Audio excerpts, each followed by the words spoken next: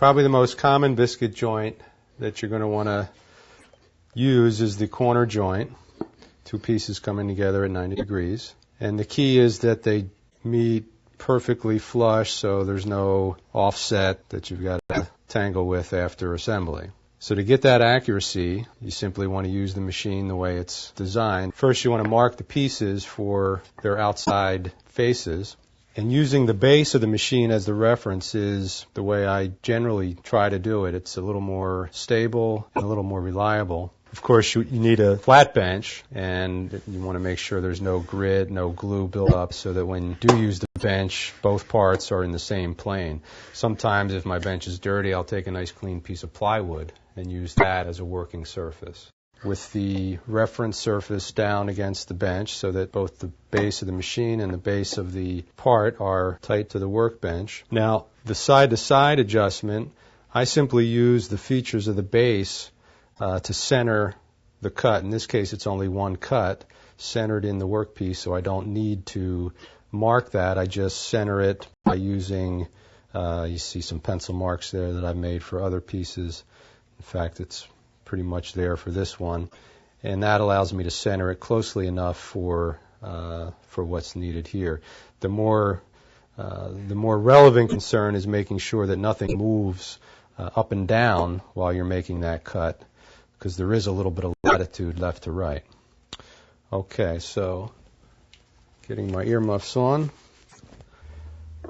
You want to clamp the workpiece down to the bench, either with a clamp or I use one of these hold down doohickeys.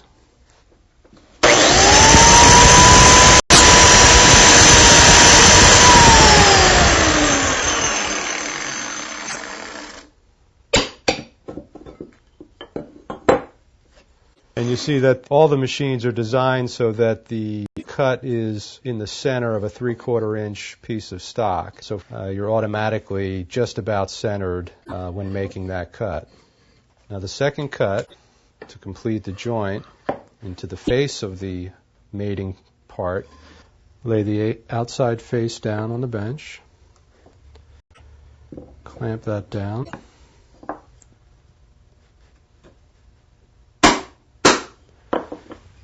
Now to use the base in this situation, I use a 90-degree little corner device here to let me rest the base of the machine against.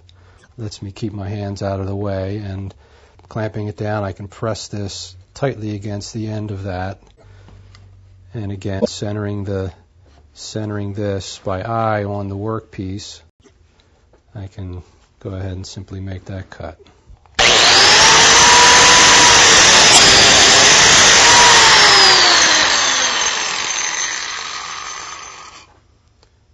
And now with Biscuit in place, see that little bit of latitude there left to right. That's why you don't have to be terribly concerned about the centering issue, but this is what you're after, dead flush. Now the second approach involves using the fence on the machine. Everyone has a fence of some kind or another. This one locks at 90 and other angles, and then it rides up and down. Again, I mark the outside of the two parts I want to join together.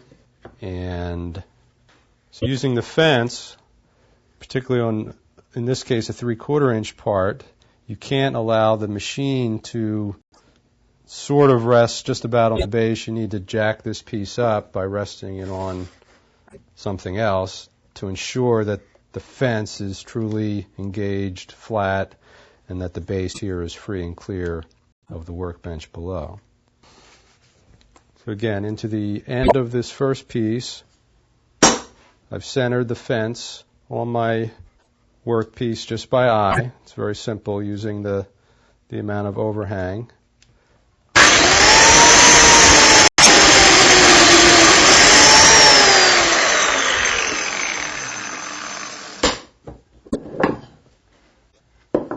Now again, notice that the fence is against the reference side of the workpiece.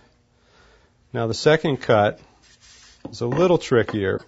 This is my outside, so this is the cut side. In this case, I'm going to hold it in the vise, rest the fence on the edge of the workpiece, and here, again, there's only a small amount of the fence bearing on the work, so it's important to get that feel of both the face of the machine and the fence resting snugly in place. Got it centered, and it's pretty easy to feel that everything's right.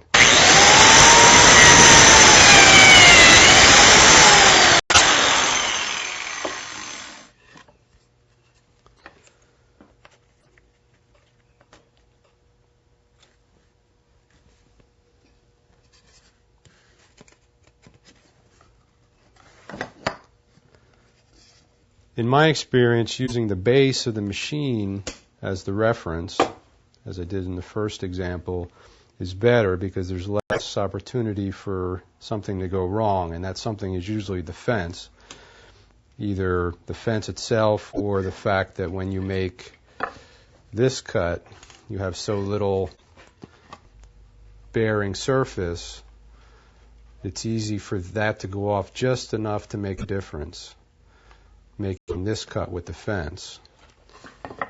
That same cut, when you use the base, is done like this. And there's a lot more stability there. Both the work and the tool are tightly to the bench, and there's a lot less that can go wrong in terms of alignment. That's why whenever possible, I will use that approach, use the base of the machine, and just not bother with the fence.